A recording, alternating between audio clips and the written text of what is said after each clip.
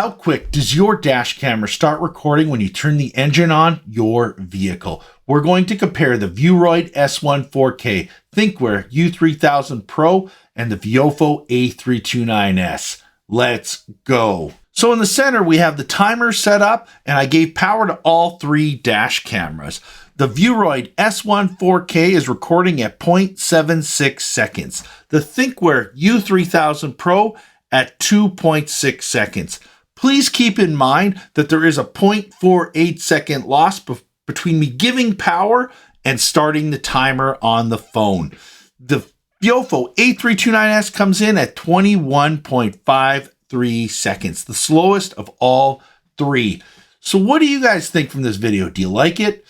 Do you want to actually see more of the startup times of different dash cameras on the market? Please leave a comment down below, and don't forget to like and subscribe. Cheers.